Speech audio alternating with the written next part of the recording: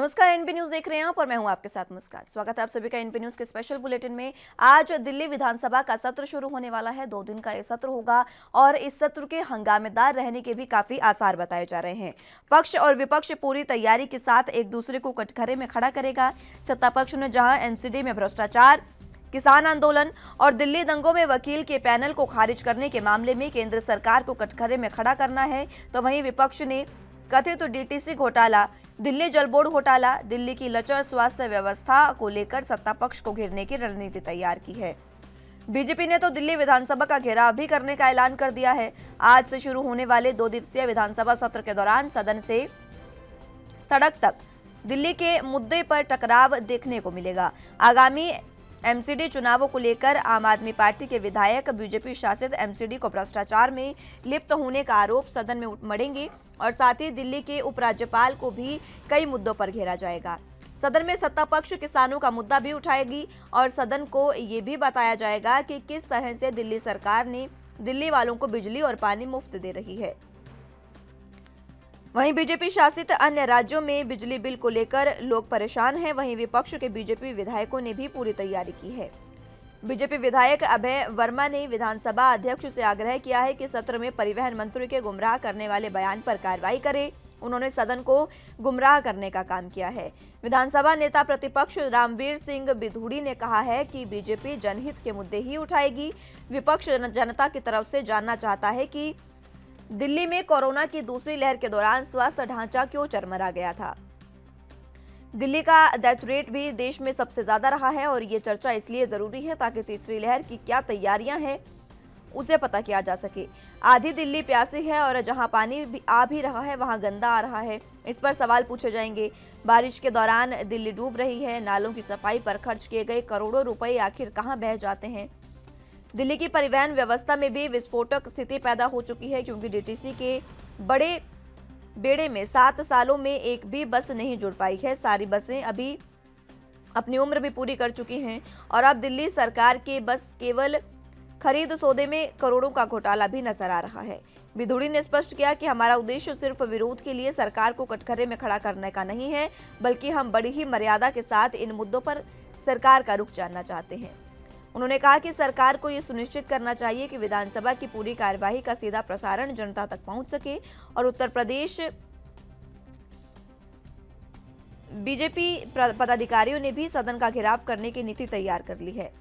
उन्होंने कहा है कि घोटालेबाज केजरीवाल सरकार के खिलाफ बीजेपी विधानसभा का घेराव किया जाएगा और प्रदेश बीजेपी महामंत्री हर्ष मल्होत्रा ने बताया है कि कोरोना काल में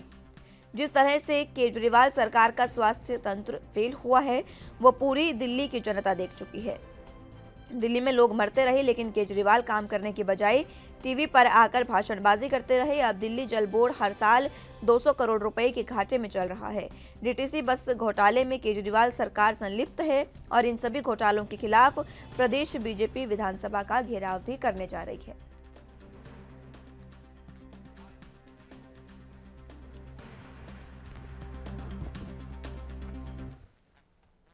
इसी पर दिल्ली से संवाददाता राजीव तिवारी हमारे साथ जुड़े हुए हैं। उनसे बातचीत करेंगे और जानेंगे कि आज किस तरीके से सत्ता पक्ष और विपक्ष सदन में घिरने वाला है। राजीव, सबसे पहले यही जानना चाहूंगी, आज विधानसभा का 2 दिवसीय सत्र शुरू होने वाला है, किस तरीके से हंगामेदार रहने के इसके आसार जताए जा रहे हैं? देखिए, बिल्कुल बताइए, जिस तरीके से बात करें दिल्ली विधानसभा की, तो दिल्ली विधानसभा के अंदर लगातार कहीं ना कहीं हमले होने की आशंका जताई जा रही है क्योंकि भाजपा जो है वो लगातार आम आदमी पार्टी को यानी कि दिल्ली सरकार को घेरती बना रही है, चाहे वो डीटीसी के मुद्दे हों या कोरोना काल के अंदर काम करने के मुद्दे हों या फिर कहें जल संकट के मुद्दे हों या फिर कहें जल स्थिति को लेकर हो। तमाम मुद्दों को लेकर भाजपा जो है यानी कि दिल्ली प्रदेश के अध्यक्ष जो है आदेश गुप्ता जी वो लगातार कहीं ना कहीं अरविंद केजरीवाल को घेरने की कोशिश कर रहे हैं और इन्हीं मुद्दों को लेकर यह भी कहा जा रहा है कि दिल्ली सरकार ने काम नहीं किया, यानी कि डीटीसी बसों को लेकर जो घोटाले हुए हैं उन पर भी आरोप लगाया जा रहा है और कहीं ना कहीं कोरोना काल के अंदर जो स्थिति संभालनी चाहिए थी यानी कि मेडिकल सुविधाएं जो देनी चाहिए थी वो नहीं थी और उनको ऑक्सीजन के लिए कहा गया था कि ऑक्सीजन प्लांट लगाए, दिल्ली सरकार ने वो भी नहीं किए और कहीं ना कहीं जो स्थिति कंट्रोल में होनी चाहिए थी वो नहीं हुई और जनता को कहीं ना कहीं परेशानी हुई। मगर इसी को लेकर जब आज सदन चलेगा और 2 दिन का सदन चलेगा उसके अंदर लगातार भाजपा जो है वो कहीं ना कहीं दिल्ली सरकार को घेरने की कोशिश करेगी और लगातार बाहर भी घेरा जा रहा है और अंदर भी आज घेरने की कोशिश की जाएगी। जी राजीव, तमाम जो मुद्दे हैं जिस पर आज सत्ता पक्ष और विपक्ष गिरने जा रहा है उन पर तमाम बार चर्चा करेंगे। जिस तरीके से सबसे पहला आगे अभी एमसीडी के चुनाव आने वाले हैं, सबसे पहले इसी पर चर्चा कर लेते हैं। एमसीडी के चुनाव आने वाले हैं और अब जिस तरीके से मानसून में स्थितियां एक बार फिर से दिल्ली की देखने को मिली, तस्वीरें जिस तरीके से बद से बदतर देखने को मिली कि खरोर पानी, प्रहलादपुर जो अंडरपास था उसमें भी हमने देखा, वहां तो बच्चे तैरने लगे थे, इतना ज्यादा पानी भर गया था। इन सब को लेकर इस बार दोनों ही पार्टियां जो हैं वो घिरने वाली है, चाहे वो आम आदमी पार्टी हो चाहे फिर वो बीजेपी हो, क्योंकि आम आदमी पार्टी के अंडर पीडब्ल्यूडी की जो सड़कें आती है वहां पर भी जल जमाव था और बीजेपी के अंडर एमसीडी आती है वहां पर भी उन्होंने भी कोई काम नहीं किया था। देखिए बिल्कुल सही कहा आपने। यहाँ अगर बात करें मानसून सत्र की, यानी कि बारिश जैसे ही हुई है और कहीं ना कहीं विशेषज्ञों जैसे मौसम विभाग की तरफ से भी कहा गया था कि बारिश होगी तो कहीं ना कहीं भारी बारिश हो सकती है। उसी को लेकर दिल्ली सरकार यानी कि पीडब्ल्यूडी और एमसीडी की तरफ से कहा गया था कि हम लोग तैयार हैं और हर तरीके से जो बारिश होगी तो उसके लिए तैयारी बिल्कुल की जा चुकी है। काफी बड़े कह सकते हैं रिकॉर्ड भी पेश किए गए थे, मगर जब धरातल पर जब बारिश हुई तो कहीं ना कहीं अंडरपास कहें या फिर कहें सड़कों की बात करें, लगातार हर सड़कों पर पानी जमा हो चुका था और कहीं ना कहीं जनता को परेशानी हुई। और उसी को लेकर स्थिति यानी कि सरकारों की तरफ से जो दावे किए गए थे वो विफल होते रह जाए, चाहे वो दिल्ली सरकार के द्वारा हो यानी पीडब्ल्यूडी के द्वारा हो या फिर एमसीडी के द्वारा हो, क्योंकि लगातार दावे जरूर किए गए थे कि उन्होंने पूरी तरीके से काम कर लिए गए हैं। अंडरपास के अंदर कोई भी वाटर लॉगिंग की स्थिति नहीं बनेगी और यही स्थिति जो अंडरपास की थी, यानी कि प्रहलादपुर की बात करें, आजाद मार्केट की बात करें या फिर और जगहों की बात करें, तमाम जगहों पर यही स्थिति थी। और कहीं ना कहीं दिल्ली सरकार इसमें गिरती नजर आई थी और खास तौर पर एमसीडी भी गिरती नजर आई थी, क्योंकि एमसीडी के अंदर भाजपा की सरकार है और क्या कहते हैं दिल्ली सरकार के अंदर यानी कि पीडब्ल्यूडी के अंदर आम आदमी पार्टी की सरकार है। तो कहीं ना कहीं दोनों ही सरकारों के ऊपर सवाल जरूर निशान लगे थे और कहीं ना कहीं और इसी में राजीव देखना ये भी अहम है, हाल ही में जिस तरीके से आम आदमी पार्टी के नेता विधायकों ने प्रेस कॉन्फ्रेंस की थी और एमसीडी पर तमाम आरोप लगाए थे कि उन्होंने नालियों से गाद निकालने का काम तक नहीं किया है। उन्होंने साफ तौर पर कहा था कि आप जाकर भी देख सकते हैं कि इस तरीके का कोई काम नहीं हुआ है, मात्र कागजों में ये काम है। देखिए दिल्ली सरकार ने लगातार कहीं ना कहीं या निगम को घेरने की कोशिश की थी, क्योंकि भाजपा है निगम के अंदर, तो लगातार उनके जो काम थे यानी कि नालियों की सफाइयों को लेकर, रोडों की सफाइयों को लेकर, सीवर की सफाइयों को लेकर, जो लगातार कहीं ना कहीं दिल्ली कह सकते हैं निगम जो दावे कर रहा था कि उन्होंने काफी बड़ी संख्या के अंदर ये सारे काम कर लिए गए हैं और फंड भी दिया गया है, मशीनें भी मंगाई गई थी। उसी को लेकर दिल्ली सरकार लगातार कहीं ना कहीं निगम को लेकर भाजपा को घेरने की कोशिश कर रही थी और यही कहा जा रहा था कि जिस तरीके से भ्रष्टाचार किया गया निगम के अंदर, वो उससे साफ जाहिर होता है कि स्थिति को संभालने की जगह बल्कि में उन्होंने घोटाले किए हैं। और उसी को लेकर दिल्ली सरकार कहीं ना कहीं निगम के ऊपर आरोप लगाती नजर आ रही थी। मगर वही चीज अब दिल्ली सरकार यानी कि भाजपा के निगम के द्वारा भी कहीं ना कहीं दिल्ली सरकार के ऊपर आरोप लगाए जा रहे हैं कि निगम जो पीडब्ल्यूडी है उन्होंने भी काम नहीं किया और दिल्ली सरकार घोटालेबाज है। मगर लगातार दोनों ही सरकारें एक दूसरे के ऊपर आरोप लगाती नजर आती है, मगर धरातल पर ऐसा कोई भी काम जनता के लिए होता हुआ नजर नहीं आया। जी राजीव, इसी के साथ साथ देखिए बीजेपी भी लगातार आरोप लगा रही है, आम आदमी पार्टी भी आरोप लगा रही है, लेकिन जो सबसे बड़ा मुद्दा उठेगा जिस पर दोनों ही पार्टियां घिरने वाली है वो इस बार कोविड मिसमैनेजमेंट का भी होगा, क्योंकि हमने देखा किस तरीके से दिल्ली में लगातार व्यवस्थाएं जो है वो बिगड़ती गई। स्वास्थ्य व्यवस्थाएं जो दिल्ली सरकार के अंडर थी वो भी पूरे तरीके से सुचारू नहीं थी और अगर दिल्ली सरकार उठाती है ऑक्सीजन का या फिर वैक्सीनेशन का मसला तो उसको लेकर भी केंद्र सरकार घिर सकती है। देखिए बिल्कुल सही कहा आपने। यहाँ पर बात करें कोरोना काल की दूसरी लहर की, तो दूसरी लहर के अंदर तमाम दिल्ली सरकार हो या फिर केंद्र सरकार हो या फिर एमसीडी के जितने अस्पताल हो, तमाम अस्पतालों के अंदर यही स्थिति थी कि अस्पतालों के अंदर बेड नहीं मिल पा रहे थे लोगों को। मरीजों की हालत जो थी वो कहीं ना कहीं दरवाजों पर बाहर यानी कि अस्पतालों के बाहर बैठने को मजबूर थे। इलाज के लिए नंबर लगाए जा रहे थे, यहाँ तक कि ये कोशिश की जा रही थी कि उनको ऑक्सीजन मिले, मगर ऑक्सीजन भी नहीं मिल पा रही थी। और यहाँ तक ऑक्सीजन सिलेंडर देकर उनको ये कहा जा रहा था कि ऑक्सीजन भरवा के लेके आइए। यही चीज दोनों ही सरकार, चाहे वो भाजपा की केंद्र सरकार हो या निगम की सरकार हो या फिर दिल्ली सरकार हो, दोनों ही सरकारों की जो कहीं ना कहीं पोल थी वो खुलती नजर आई थी और सुविधाएं मरीजों को नहीं मिली थी। इसी को लेकर जो कहीं ना कहीं दिल्ली सरकार ने आरोप लगाए थे कि केंद्र सरकार की तरफ से ऑक्सीजन नहीं दी गई है और कहीं ना कहीं उसमें कमी गई है या वैक्सीन नहीं दी गई है। और यही चीज केंद्र सरकार की तरफ से दिल्ली सरकार के ऊपर भी आरोप लगाए थे कि कोरोना काल के अंदर उन्होंने कोई भी सुविधाएं नहीं दी जनता को। मगर कहीं ना कहीं दोनों ही सरकारें गिर चुकी हैं और लगातार एक दूसरे के ऊपर आरोप आरोप लगाने से जनता कहीं ना कहीं समझ चुकी है कि दोनों ही सरकारें उनके लिए काम नहीं कर रही हैं। जी बिल्कुल। और देखिए ये दोनों ही सरकारें इस पर गिरती नजर आ रही है और कई भी ऐसे मुद्दे हैं। आप डीटीसी बसों का मुद्दा उठा लीजिए, क्योंकि देखिए बीजेपी सरकार ने जिस तरीके से घेरा दिल्ली सरकार को डीटीसी बसों को लेकर, बड़ा घोटाला भी किया गया है। घोटाले का जो खुलासा था वो अलग बात है, लेकिन अब डीटीसी बसों के बेड़े में जो दिल्ली सरकार है उसके बेड़े में अभी पिछले 7 साल से एक भी बस नहीं आई है। और जो फिलहाल की डीटीसी बसें हैं वो पूर्ण रूप से उनकी उम्र खत्म हो चुकी है और वो पूरे तरीके से अपने आखिरी समय में आ चुकी हैं। देखिए बिल्कुल सही कहा आपने। यहाँ पर बात करें दिल्ली सरकार की डीटीसी सेवा जो यानी कि दिल्ली परिवहन निगम की जो सेवा है वो कहीं ना कहीं अब कहीं ना कहीं काफी बड़ी संख्या के अंदर खराब हालत में है, क्योंकि जिस तरीके से पुरानी जो बसें हैं वो खस्ता हालत में, नई बसें खरीदनी गई हैं और जो 1000 बसें खरीदी गई थी उसको लेकर भी कहीं ना कहीं दिल्ली सरकार के ऊपर सवालिया निशान लगाए कि उन्होंने भ्रष्टाचार किया है। 500 करोड़ रुपए का तो लगातार कहीं ना कहीं गिनती जरूर बढ़ी है और कहीं ना कहीं भाजपा को मौका मिला था कहीं ना कहीं दिल्ली सरकार को गिरने के लिए, और दिल्ली सरकार ने उसको ये भी कहा कि हमको ऐसी कोई भी रिपोर्ट नहीं है जिसके अंदर भ्रष्टाचार हमने किया हो। मगर लगातार आरोप प्रत्यारोप का दौर जरूर चल रहा है, मगर जिस तरीके से निगम के चुनाव आ रहे हैं उसके मद्देनजर रखते हुए लोगों को गुमराह किया जा रहा है और कहीं ना कहीं आरोप प्रत्यारोप किए जा रहे हैं। जी लेकिन देखने वाली बात ये होगी कि ये सदन की कार्रवाई किस तरीके से चलेगी राजीव, क्योंकि हंगामेदार होने के तो आसार देखिए लगातार लगाए जा रहे हैं, क्योंकि जब दोनों ही सरकारें एक दूसरे पर आरोप मढ़ेंगी तो वाकई ये सत्र जो है वो हंगामेदार रहने वाला है। लेकिन आगे इसमें किस तरीके से इसका निष्कर्ष निकलेगा बातों का, ये देखने वाली होगी, क्योंकि देखिए तीसरी लहर भी आने वाली है। उसको लेकर जो पिछली जो बातें हैं उनको समझा जाएगा, उनको संभाला जाएगा, स्थिति को मद्देनजर किया जाएगा, उसी के बाद हम तीसरी लहर से बच सकते हैं।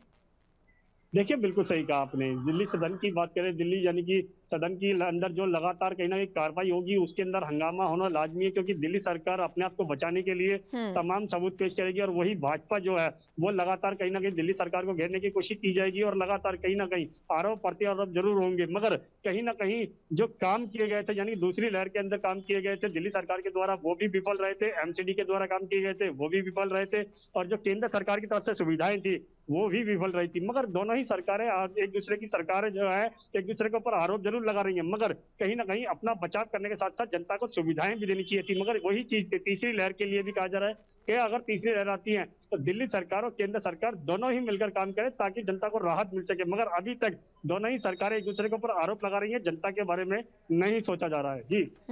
राजीव, और देखिए जनता को अब सरकार को ये समझना होगा कि जनता को कुछ चीजें मुफ्त में देने से ही तमाम जनता जो है वो खुश नहीं हो जाती। उन्हें तमाम चीजों की सुविधाएं चाहिए, चाहे वो स्वास्थ्य सुविधा हो, चाहे वो बस सुविधा हो, ट्रांसपोर्ट सुविधा, हर चीजों की सुविधा जनता को चाहिए।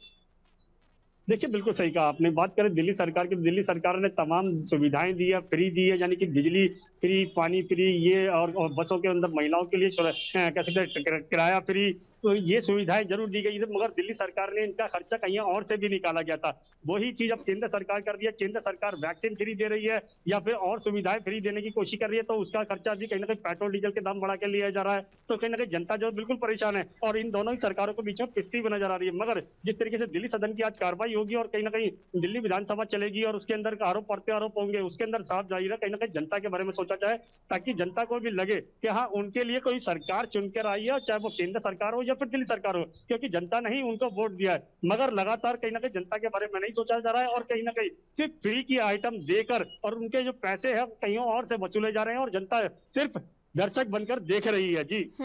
बिल्कुल। और जनता कर भी क्या सकती है राजीव, देखिए जनता के पास और कोई चारा भी नहीं है कुछ करने का, क्योंकि जो करना है वो तो सरकार को करना है, जनता ने तो उनको चुनकर बिठा दिया है। सत्र के हंगामेदार होने के लिए देखिए एक मुद्दा जो है वो भ्रष्टाचार का एमसीडी में ये भी उठने जा रहा है, और एमसीडी में भ्रष्टाचार का मुद्दा वाकई ही बहुत बड़ा है, क्योंकि ये हाल ही का मुद्दा है, आगे चुनाव भी होने हैं। इसमें कहीं ना कहीं जो बीजेपी जो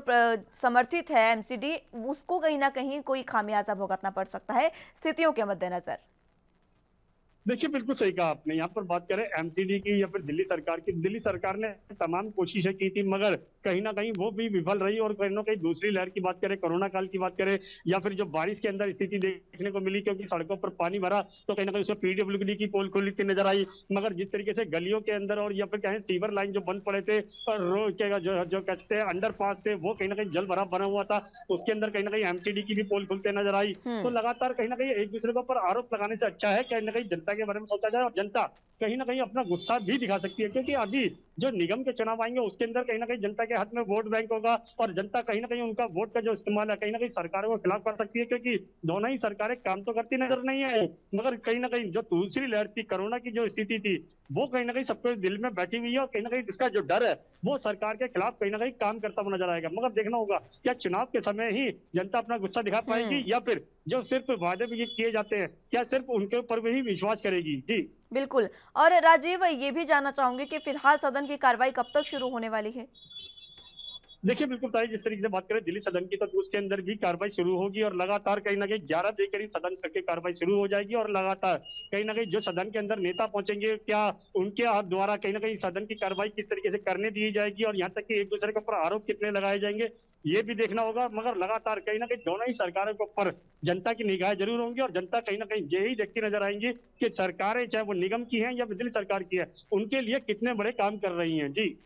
बिल्कुल। और राजीव देखिए, मॉनसून सत्र जो चल रहा है अभी फिलहाल राज्यसभा और लोकसभा में, उसके मद्देनजर जिस तरीके से विपक्ष का वहां पर हंगामा है, विपक्ष की जो रवैया है वहां पर, उससे बीजेपी खासी नजर आती है और बीजेपी के कई बड़े नेता हैं जो तमाम बार आरोप लगाते हैं कि विपक्ष जो है वो विपक्ष की भूमिका में वहां पर बातचीत नहीं कर रहा है। लेकिन अब देखना सबसे अहम होगा कि दिल्ली में जो विपक्ष की भूमिका में बीजेपी है वहां किस तरीके से बीजेपी जो है अपना रवैया रखेगी और किस तरीके का हंगामा बीजेपी द्वारा किया जाएगा।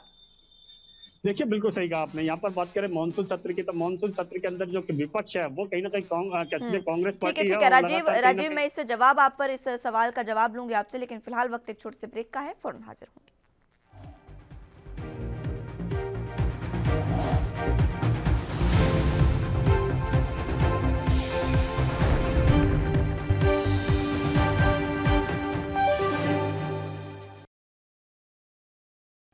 चलिए तो ब्रेक के बाद अब बात एक बार फिर से दिल्ली की कर लेते हैं, क्योंकि आज विधानसभा सत्र है जिसको लेकर बीजेपी हंगामा करने वाली है। हमारे साथ राजीव तिवारी संवाददाता मौजूद हैं ताजा जानकारी के साथ। राजीव, जानना चाहूंगी किस तरीके से आज जो सदन में हंगामा किया जाएगा, बीजेपी इस बार घेराव करने जा रही है, सदन के बाहर ही बीजेपी घेराव करेगी और सदन के अंदर भी। लेकिन देखिए यहीं पर बीजेपी का दोहरा रवैया भी कहीं ना कहीं सामने आता है, जब खुद विपक्ष की भूमिका में जहां कांग्रेस या अन्य पार्टियां हैं उनको बीजेपी इन पर उनको लगातार तंज उन पर कसती है कि आप सदन के बाहर ट्रैक्टर पर पहुंच रहे हैं, आप साइकिल पर पहुंच रहे हैं, इस तरीके के तंज कसे जाते हैं और आज खुद बीजेपी सदन के बाहर विपक्ष की भूमिका में घेराव करने जा रही है।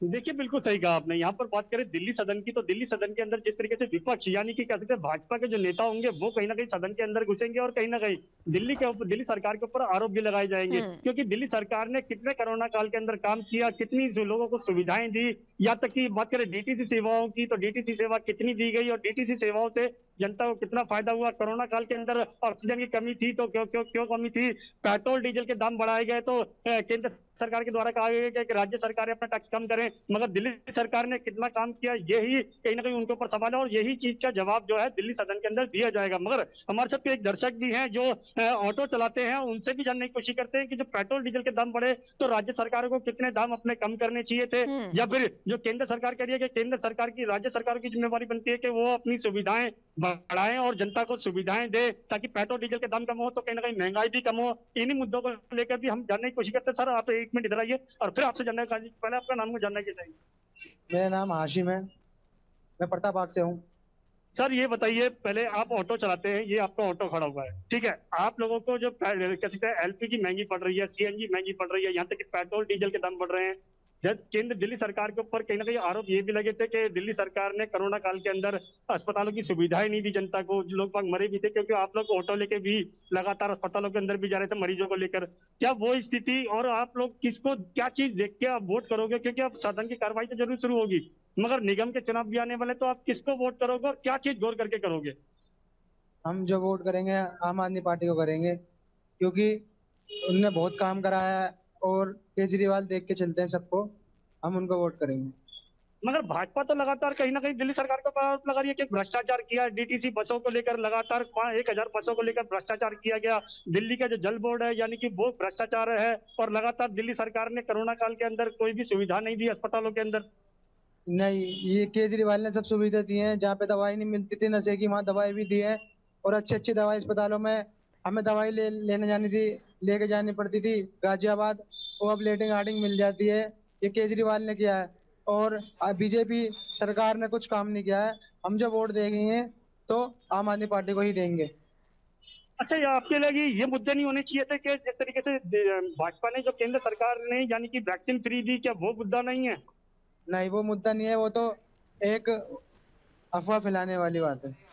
मगर अगर केंद्र सरकार वैक्सीन फ्री दे रही है तो उसका पैसा कहाँ से वसूला जा रहा है, आप लोगों को ये पता है? ये पेट्रोल और डीजल के दाम जो बढ़ रहे हैं यहीं से लिया जा रहा है। कहाँ से लिया जा रहा है? यहीं से लिया जा रहा बिल्कुल है। राजीव, देखिए जनता भी अब जानने लगी है और जिस तरीके से उन्होंने बताया कि खुद वो आम आदमी पार्टी को इस बार वोट देने जा रहे हैं, लेकिन विधानसभा सदन की जो कार्रवाई है उसमें अब देखना होगा कि विपक्ष की भूमिका में बीजेपी क्या कुछ करती है और सत्ता पक्ष आम आदमी पार्टी किस तरीके से आगे बीजेपी को घेरेगी। लेकिन सबसे बड़ा जो मुद्दा देखिए आम आदमी पार्टी का होगा वो राज्यपाल का होगा, एलजी, जिस पर वो बार बार आरोप लगाते जा रहे हैं कि हमारे सर पर उन्होंने एलजी बिठा दिया है, हम खुद कोई निर्णय नहीं ले सकते। और इसी की वजह से ये जो तमाम मुद्दे हैं आज विधानसभा सदन में उठने जा रहे हैं, क्योंकि विधानसभा सदन एक ऐसी चीज है जहां पर वो अपने मुद्दों को उठाकर उन पर कोई ना कोई कार्रवाई करवा सकते हैं। तो एलजी का मुद्दा उतना लाजमी है यहाँ पर।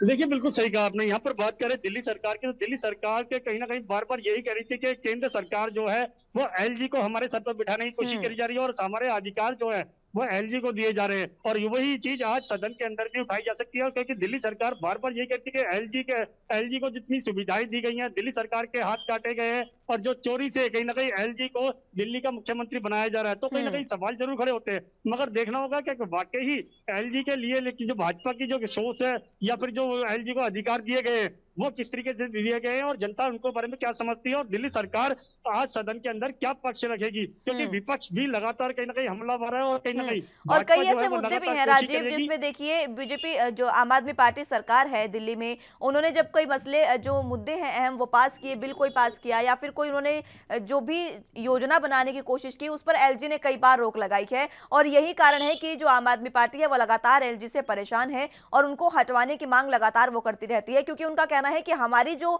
आजादी है, हमारी सरकार की जो आजादी है वो उपराज्यपाल ने खत्म कर दी है। देखिए, बिल्कुल सही कहा आपने। यहाँ पर बात करें दिल्ली सरकार के अधिकारों की या दिल्ली सरकार के जो काम करने के तरीके की, तो कहीं ना कहीं उसके अंदर एलजी ने कहीं ना कहीं अड़ंगे जरूर अड़ाए, रोड़े अड़ाए, क्योंकि हर बार दिल्ली सरकार फाइलें बनाकर एलजी के पास ले जाती थी और एलजी उस फाइलों को रिजेक्ट कर देते थे। तो कहीं ना कहीं दिल्ली सरकार को लगता था कि एलजी जो है वो उनके लिए काम नहीं कर रहे हैं, बल्कि हमें सिर्फ भाजपा के इशारे पे काम कर रहे हैं। मगर कहीं ना कहीं एलजी के ऊपर भी सवाल लगते हुए, निशान लगते हुए नजर आए, क्योंकि जिस तरीके से केंद्र सरकार के द्वारा कहीं ना कहीं दिल्ली के जितने भी काम थे उनको रोका जा रहा था, तो दिल्ली सरकार बार बार आरोप लगा रही थी कि एलजी उनको काम नहीं करने दिए जा रहे हैं और कहीं ना कहीं उनके जो काम है उनको रोका जा रहा है। मगर देखना होगा सदन के अंदर किस तरीके के पक्ष रखती है और कहीं ना कहीं एलजी का मुद्दा भी उठेगा और एलजी के अंदर कहीं ना कहीं ये कहा जाएगा दिल्ली सरकार के द्वारा कि एलजी जो है वो दिल्ली केंद्र सरकार के इशारे पर काम कर रहे हैं और दिल्ली सरकार को सिर्फ काम करने के लिए नहीं, देने के लिए, रोकने के लिए ही बिठाया गया है। जी बिल्कुल राजीव, लेकिन देखिए जिस तरीके की स्थितियां हैं उसको देखते हुए अब हंगामेदार होने के आसार पूरे पूरे लग रहे हैं विधानसभा सत्र के, क्योंकि इस बार ये जो सदन है वो हंगामेदार होगी तो आगे एमसीडी के जो चुनाव होंगे उसमें भी बीजेपी को कहीं ना कहीं इसी विधानसभा सत्र के बाद जनता तय करेगी कि क्या कुछ उनके लिए कार्रवाई होनी चाहिए। बहरहाल बहुत शुक्रिया राजीव हमारे साथ जुड़ने के लिए और तमाम जानकारी के लिए। लेकिन फिलहाल जिस तरीके से सदन में हंगामा होने के आसार हैं, देखना होगा बीजेपी किस तरीके से विरोध करेगी और किस तरीके से बीजेपी जो है वो घेराव करने वाली है। फिलहाल के लिए मेरे साथ बस इतना ही। आप जुड़े रहिए एनपी न्यूज के साथ। नमस्कार।